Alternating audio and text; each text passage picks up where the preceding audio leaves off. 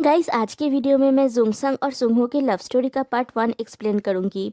हिजमेन season 2 already and हो चुका है और रिजल्ट हम सब लोगों को पता है। जुंगसंग और सुंगहो ऑलरेडी कपल बन चुके हैं। आज की वीडियो में मैं एक्सप्लेन करूंगी उनकी लव स्टोरी की पार्ट 1, उनके रूममेट से कपल बनने तक की लव जर्नी। पिछली वीडियो में हम लोगों ने देखा था जुंगसंग और सुंगहो सेम बेडरूम शेयर कर रहे हैं और फिर जैसे जैसे सब पार्टिसिपेंट वहाँ पे आते हैं, एक एक करके उन्होंने कार्ड सिलेक्ट किया। से खुश नहीं है कि सुंगहो किसी और के साथ डेट पे जाएगा, लेकिन वो वैसे भी सुंगहो को चूज नहीं कर पाता क्योंकि दोनों के पास ही एरो कार्ड है। फिर यॉन ही जुंगउक को चूज करता है तो बाकी बचा है मिनसंग, तो ऑब्वियसली वही जुंगसंग का पार्टनर है। फिर सब लोग डेट पे जाने के लिए रेडी हो रहे होते हैं। जुंगसंग और सुंगहो अपने रूम में होते हैं। सुंगहो पूछता है, तुम डेट पे क्या करना चाहते हो? जुंगसंग कहता है कि वो डीआईवाई और बातें करना चाहता है। सुंगहो कहता है, मुझे लगता है कि तुम 1-on-1 मीटिंग करने के लिए अच्छे हो। जुंगसंग पूछता है, तुमने सियोन-ऊ को क्यों चूज किया? सुंगहो कहता है, वेल, मेरे मन चाहता है। जुंगसंग कहता है, ठीक है। फिर सुंगहो उसको मेकअप लगाता है क्योंकि वो सबसे आखिर में हिजमैन के घर पे आया है तो वो जिसे चाहे डेट के लिए चूज कर सकता है। लेकिन जुंगसंग काफी खुश है। फिर सब लोग चले जाने के बाद सुंगहो अकेला घर में होता है। वो घर में बैठ के बोर हो रहा होता है, तभी डोरबेल बजता है। वो जाके डोर ओपन करता है और घर में जिसका नाम है ह्यांगजुन। सुंगहो इस बात से खुश है कि जुंगसंग ने उसे कॉल किया। फिर सियोन-ऊ की बारी आती है तो वो ह्यांगजुन को कॉल करता है। फिर कॉल टाइमिंग खत्म होने का मैसेज आता है तो आज भी जुंगसंग सोचता है कि उसे किसी ने कॉल नहीं किया। वो डिसअपॉइंट हो जाता अगर उसे कोई एक्सपेक्टेशंस होता तो। वो बस अपना बेस्ट करना चाहता है। उस दिन और कुछ खास नहीं होता। नेक्स्ट डे मॉर्निंग सियोन-ऊ सबसे पहले किचन में जाता है तो देखता है सेंटर टेबल के ऊपर आज का टास्क और 3 मिशन कार्ड्स रखे हुए हैं। वो जाके टास्क पढ़ता है। आज का टास्क ये है, जो 3 जन ये मिशन कार्ड चूज करेंगे वो किसी को भी डेट के लिए पूछ सकते हैं और वो इंसान इनविटेशन को रिफ्यूज नहीं कर सकता। शियोन-ऊ पहले ही एक कार्ड चूज कर लेता है, लेकिन थोड़ी देर बाद जाके वो कार्ड रख देता है क्योंकि वो चाहता था कि कोई उसे चूज करे। थोड़ी देर बाद वहाँ पे जुंगसंग आता है। वो हाफ स्लीप स्टेट में होता है, इसलिए टास्क को नोटिस नहीं करता। शियोन-ऊ का मन फिर से बदलता है और वो फिर से एक कार्ड ले लेता है। जुंगसंग चले जाने के बाद वहाँ पे योनही और जियोंग-उक आते हैं।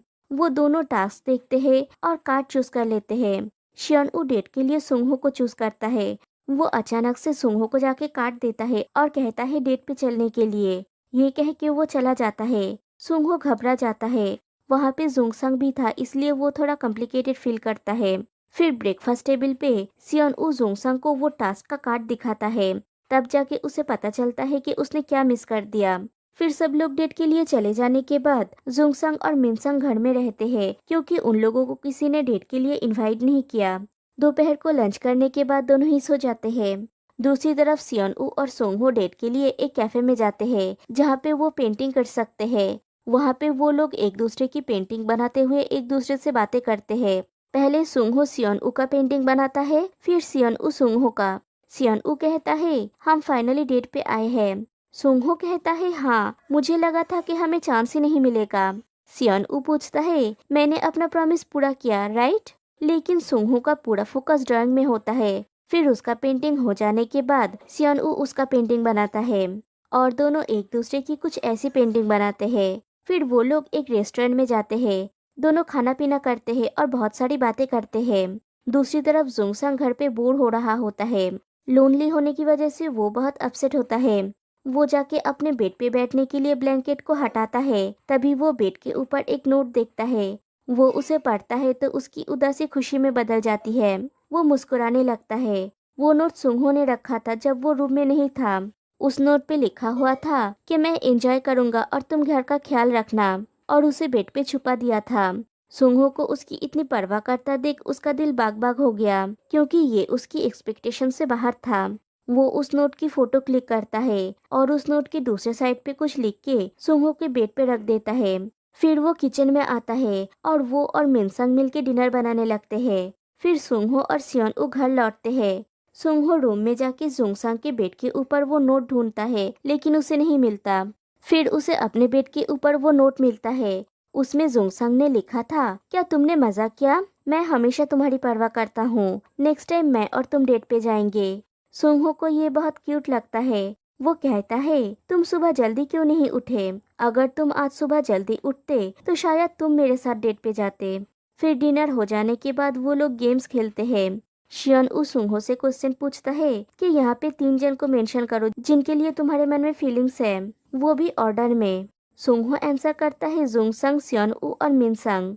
जुंगसंग ने ये एक्सपेक्ट नहीं किया था क्योंकि सुंहो ने कभी भी उसे कॉल नहीं किया। सुंहो उसके प्रति अनइंटरेस्टेड है। जुंगसंग सुंहो से पूछता है इसका कारण क्या है। सुंहो कहता है जब फर्स्ट टाइम वो लोग मिले थे तब उसने बहुत रिलैक्स फील किया था। सियन ऊ बहुत अच्छी बातें करता है और मिनसंग वहाँ पे एक लौता इंसान है जो उसके एज का है। और जहाँ तक उसके रूममेट की बात है, हालांकि उन दोनों में बनती नहीं, फिर भी एक दूसरे के साथ रहना उनके लिए रिफ्रेशिंग है। जुंगसंग कहता है ये सच है कि हमारी आपस में नहीं बनती। हियांगजिन सुंहो से पूछता है क्या तुम अपने आज के डेट के साथ एक और बार डेट पे जाना चाहते हो, यस और नो? सुंहो कहता है यस। फिर सब लोग अपने अपने कमिंग आउट और रिलेशनशिप की स्टोरी शेयर करते हैं। फिर आती है थर्ड डे फोन कॉल की बारी। सियन ऊ और जोंगसंग दोनों ही सुंहो को कॉल करते हैं। सियन ऊ कहता है कि सुंहो के साथ आज उसका डेट उसने बहुत एंजॉय किया और पूरा दिन बस उसी के बारे में सोचा। और जोंगसंग कहता है कि उसने आज पूरा दिन सुंहो को मिस किया। दोनों की बातें सुनने के बाद सुंहो अपने फीलिंग्स को लेके बहुत ज्यादा कंफ्यूज हो जाता है, लेकिन वो पिछले 2 दिन की तरह ही सियन ऊ को कॉल करता है। वो सियन ऊ को इसलिए कॉल किया क्योंकि जोंगसंग के साथ वो कभी भी डेट पे नहीं गया और उन्होंने कभी बहुत ज्यादा गहरी बातचीत भी नहीं की, इसलिए उसे लगता है कि सियन ऊ को कॉल करना ही बेटर डिसीजन होगा। सुंहो जब कॉल करके लौट रहा होता है तब जोंगसंग के साथ उसका फेस टू फेस हो जाता है। जोंगसंग समझ जाता है कि सुंहो ने आज भी उसे कॉल नहीं किया। उसे पता है कि सुंहो किसी और को लाइक करता है, इसलिए उसको कॉल नहीं किया। फिर कॉल टाइमिंग खत्म हो जाने के बाद जोंगसंग अकेला अपसेट होकर डाइनिंग में बैठा हुआ होता है। वहाँ पे सुंहो आके उससे कहता है तुम ड्रंक लग रहे हो। जोंगसंग कहता है नहीं। फिर पूछता है तुम आज सियोंग उक के साथ डेट पे गए थे ना? तुम लोगों ने आज बहुत मजा किया है ना? सुंहो कहता है हमने एक दूसरे को ड्रग किया, फिर हम सी साइड पे गए थे। जुंगसंग कहता है ये मजेदार रहा होगा। सुंहो कहता है नेक्स्ट टाइम हम दोनों साथ में चलते हैं। जुंगसंग कहता है मैं सोच रहा हूँ कि कल से क्या मुझे जोकर बन जाना चाहिए? ये शायद स्ट्रगल करना छोड़ देने और इसके बारे में ना सोचने की हिम्मत दे। वो ऐसा इसलिए कहता है क्योंकि चीजें उसके लिए बहुत ज्यादा हार्ड हो गई है। उसे लगता है कि सुंहो उसके बारे में बिल्कुल भी क्यूरियस नहीं है। Next day morning for the first time alarm की आवाज से जोंगसंग की नींद टूटती है। वो उठ के जाके सुंहो को जगाता है। सुंहो फ्रेश होके किचन में आता है तो वहाँ पे ऑलरेडी सियन ऊ होता है। कुछ देर बात करने के बाद वो रेडी होने के लिए फिर से रूम में चला जाता है।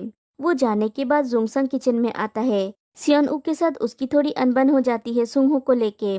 झगड़ा नहीं होता है लेकिन जोंगसंग सियन ऊ से थोड़ा नाराज है क्योंकि अभी दोनों कंपटीटर बन चुके हैं। फिर ब्रेकफास्ट हो जाने के बाद वो लोग आज के दिन का उनका मिशन कार्ड देखते हैं। आज का उनका टास्क ये है कि आज उनका रूम चेंज होगा और वो जिसके साथ रूम शेयर करना चाहता है उसके मेल बॉक्स पे अपना लेटर ड्रॉप करना होगा। सुंहो और जोंगसंग एक दूसरे के मेल बॉक्स में अपना लेटर ड्रॉप करते हैं। अभी टोटल 4 रूम्स होते हैं। एक क्वेड रूम सेकेंड फ्लोर में जिसमें 4 पार्टिसिपेंट्स रूम शेयर करेंगे, एक डबल रूम फर्स्ट फ्लोर में और 2 सिंगल रूम्स, एक फर्स्ट फ्लोर और एक सेकेंड फ्लोर में। मिनसंग को सबसे ज्यादा लेटर मिला है तो उसे पहला मौका मिलता है अपना रूम और रूममेट चूज करने का, तो वो डबल रूम चूज करता है और सियन ऊ को चूज करता है as a roommate. Second chance मिलता है सुंहो को क्योंकि उसे 2 लेटर्स मिला है। वो सिंगल रूम चूज करता है फ्लोर 2 में। वो मिनसंग से काफी गुस्सा है क्योंकि वो उसके रास्ते में आ रहा है और वो उसके चेहरे पे झलकता है। जोंगसंग क्वेड रूम चूज करता है क्योंकि इस तरह से वो सुंहो के साथ नहीं तो एटलीस्ट उसके करीब रह पाएगा। सेकेंड फ्लोर में रूम्स का सेटलमेंट हो जाने के बाद सब लोग अपने अपने लगेज को अरेंज करने लगते हैं। इस दौरान जोंगसंग सुंहो के न्यू रूम में आके उसके रिस्ट में एक बैंड बांध देता है और उसे वो ना खोलने के लिए कहता है। लंच हो जाने के बाद सियन ऊ सुंहो के रूम में आता है बात करने के लिए। वो सुंहो से कहता है जब रूम चूज करने की बारी आई तो उसने सुंहो को चूज नहीं किया, तो क्या सुंहो इससे डिसअपॉइंटेड है? एक्चुअली उसने सुंहो के मेल बॉक्स में लेटर नहीं डाला था, मिनसंग के मेल बॉक्स में अपना लेटर डाला था। सुंहो कहता है कि तुमने कहा था तुम रूम शेयर करना नहीं चाहते। तुमने हमारे डेट पे कहा था कि तुम लोगों को और भी अच्छी तरह से जानना चाहते हो। मुझे लगा कि ये रीजन होगा। मैं थोड़ा सा डिसअपॉइंटेड था। सियन ऊ कहता है और मैं भी डिसअपॉइंटेड हूँ और बहुत अपसेट भी। सुंहो कारण पूछता है तो सियोन ऊ कहता है, आज सुबह मुझे पता चला कोई तुम्हें बहुत ज्यादा पसंद करता है। मुझे इस बारे में बिल्कुल भी पता नहीं था। मुझे नहीं पता था कि वो तुम्हारा इतना क्लोज है। सुंहो कहता है, लेकिन जब सेकेंड डे उसने मुझे गिफ्ट दिया था तब तुम वहाँ पे थे। मुझे लगा था कि तुम्हें इसके बारे में पता है। फिर कहता है, मैंने तुम्हें लगातार 3 दिन कॉल किया। मैंने इसे इतना क्लियर किया। मुझे लगता है कि मैंने अपना बेस्ट किया। सियोन ऊ कहता है, टू बी ऑनेस्ट आज मैं कुछ नहीं कर सकता था। जोंगसंग ने कहा था जो उसका है वो कोई नहीं छीन सकता। तभी डोर पे नॉक होता है और उन दोनों को नीचे बुलाया जाता है। नीचे जाते समय स्टेयर पे सियोन ऊ पूछता है, क्या हमें डेट करनी चाहिए? एक रिलेशनशिप 2 लोगों के बीच में होनी चाहिए, 3 लोग उसमें इन्वॉल्व नहीं हो सकते। इससे कोई फर्क नहीं पड़ता कि वो क्या कर रहा है। मेरा फोकस सिर्फ तुम्हारे ऊपर है। लेकिन मैं तुम्हें इतना टाइट पकड़ के नहीं रखना चाहता था कि तुम दूसरों के बारे में ना सोचो। मैं बस तुम्हें जबरदस्ती सिर्फ मेरे ऊपर फोकस करवाना नहीं चाहता। फिर वो लोग नीचे चले जाते हैं।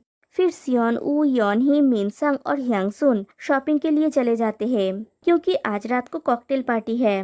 वो लोग चले जाने के बाद सुंहो और जोंगसंग किचन में होते हैं। सुंहो कुछ कुक करता है और दोनों बातें करते हैं। सुंहो कहता है कि उसने थोड़ी देर पहले सियोन ऊ से बात किया। थोड़ी देर दोनों उसके बारे में बात करते हैं, फिर रूम्स के बारे में बात करते हैं। फिर सुंहो कहता है, तुमने कभी भी अपना माइंड चेंज नहीं किया, लेकिन तुम अकेले नहीं हो जिसे मैं पसंद करता हूँ। मुझे लगता है कि मैं तुम दोनों को कंपेयर कर रहा हूँ, इसलिए मैं सेल्फिश हूँ। जोंगसंग कहता है, वेल अगर तुम्हारा दिल यही चाहता है तो मैं तुम्हारे चॉइस को रिस्पेक्ट करता हूँ। सुंहो कहता है, तुम तो ऐसे बोल रहे हो जैसे कोई बड़ी बात नहीं है। तुमने ये कितनी इजी वे में कह दिया। जोंगसंग कहता है, ये इजी नहीं है। सुंहो कहता है, रियली? तो फिर कोई बात नहीं। और फिर दोनों ऐसे ही बातें करते करते कुकिंग करते हैं। सुंहो को कुकिंग करते करते गर्मी लगती है तो जोंगसंग फ्राइंग पैन के ढक्कन से उसे हवा करता है और उसका पसीना भी वाइप करता है। फिर रात को कॉकटेल पार्टी होता है जिसमें कुछ खास नहीं होता। पार्टी के बाद सब लोगों को मैसेज आता है कि आज कोई फोन कॉल नहीं होगा, बल्कि वॉइस मैसेज के जरिए सब लोग अपने अपने फीलिंग्स को शेयर करेंगे।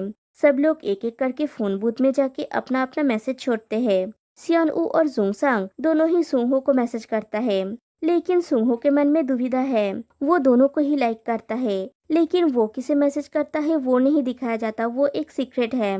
और ऐसे ही दिन खत्म हो जाता है।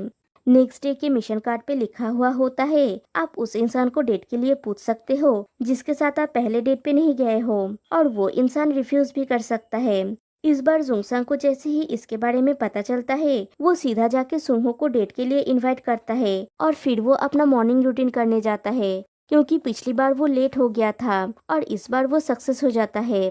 वो लोग ओइडो आइलैंड जाते हैं उनके फर्स्ट एवर डेट पे। सुंहो पहले डेट के लिए थोड़ा वरिड था कि वहाँ पे माहौल कैसा होगा, दोनों एक दूसरे के साथ कंफर्टेबल होंगे या नहीं, ये सब चीजों को लेके।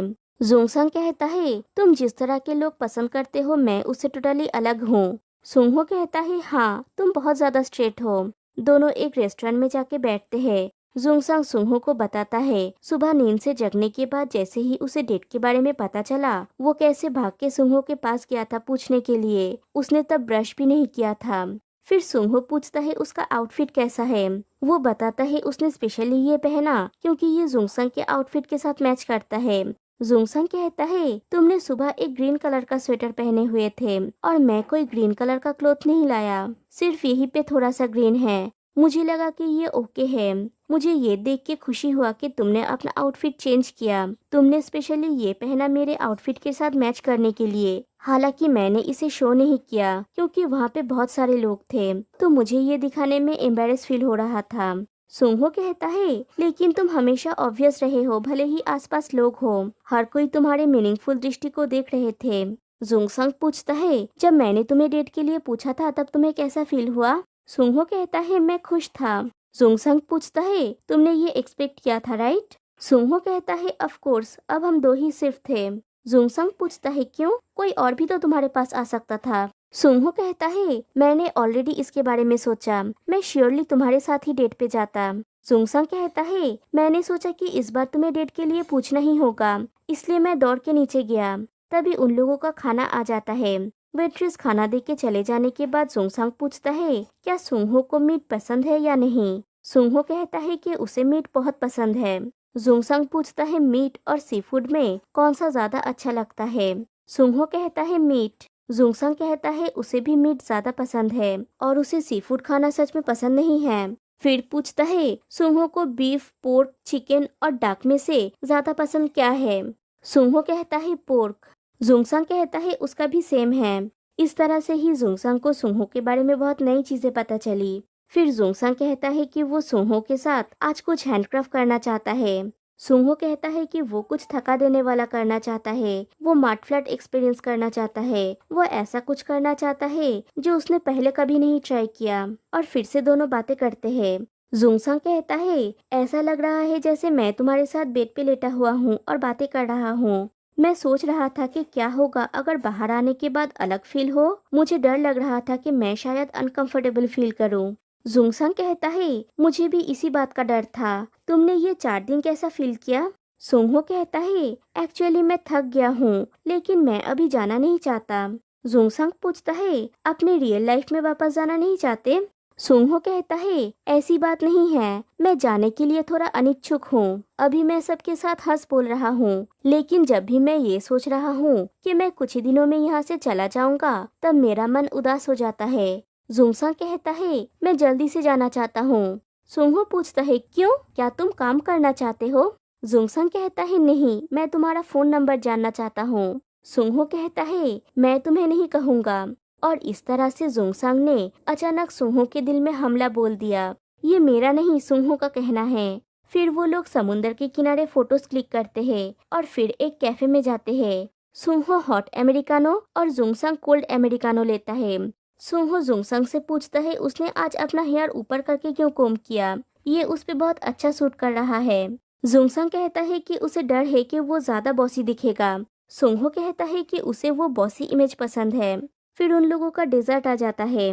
जुंगसंग कहता है जब रूम चेंज हुआ था तब तुमने मुझे चुना था, है ना।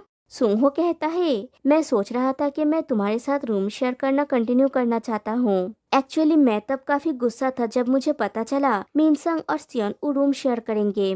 मैं पूरा समय इसी के बारे में सोच रहा था। जुंगसंग कहता है ये समझ में आ रहा है। फिर पूछता है तो अब हालत कैसा है, अब तुम सियोन के बारे में कैसा फील कर रहे हो। सुंगहो कहता है आज रात को देखते हैं, आज रात को वॉइस मैसेज रिवील होगा, राइट। जुंगसंग कहता है तुम सस्पेंस क्रिएट कर रहे हो लेकिन आज तुम्हारे साथ डेट करना ऐसा कुछ है जैसे इसके लिए मैं बहुत दिनों से वेट कर रहा था। इस डेट ने मुझे खुश और एक्साइटेड कर दिया। सब कुछ बहुत अच्छा रहा लेकिन अचानक से मैं अनईजी फील कर रहा हूँ। सुंगहो पूछता है क्यों। जुंगसंग कहता है जो 8 दिन हम यहाँ पे है हमें कुछ काम करने की जरूरत नहीं है, हम बस एक दूसरे के ऊपर कंसंट्रेट कर सकते हैं। लेकिन जब ये सब कुछ खत्म हो जाएगा और हम अपनी खुद की जिंदगी जीना फिर से कंटिन्यू करेंगे, मैं तुम्हारे ऊपर अपना पूरा अटेंशन नहीं दे पाऊंगा। क्या होगा अगर तुम्हें ऐसा फील हुआ कि मैं उस टाइप का इंसान नहीं हूँ जैसा तुमने यहाँ पे देखा था। ये चीज मुझे परेशान कर रहा है। सुंगहो कहता है कि वो भी सेम फील कर रहा है। वो भी हर समय इतने फैशनेबल तरीके से नहीं रहता। वो एक कैजुअल मैनर्स वाला मेसी टाइप का इंसान है। वो शायद वैसा इंसान नहीं है जो सामने वाला उसके होने की उम्मीद करता है और वो भी इस चीज को लेके वरीड है। जुंगसंग कहता है लेकिन तुम बिना मेकअप के और भी बेटर दिखते हो, वैसे तुम सिंपल दिखते हो। सुंगहो पूछता है तुमने कहा था ना कि तुम्हें गुंडे जैसे दिखने वाले लड़के पसंद है। जुंगसंग कहता है टू बी ऑनेस्ट मैं श्योरली इमेजिन कर सकता हूँ कि मैं यहाँ जिसे पसंद करता हूँ उसके साथ सक्सेसफुली मिल जाऊंगा और हम मेंस हाउस से एक साथ निकलेंगे। दोनों को पता ही नहीं चलता ऐसे बातें करते करते कब समय बीत जाता है। फिर दोनों वहाँ से निकलते हैं। फिर दोनों साथ में बैठ के सनसेट देखते हैं और दोनों का डेट एकदम परफेक्ट होता है। तो गाइस मैं इन दोनों की लव स्टोरी का पार्ट 1 यहीं पे खत्म करती हूँ। फिर मिलते हैं सेकंड पार्ट में, तब तक के लिए बाय बाय।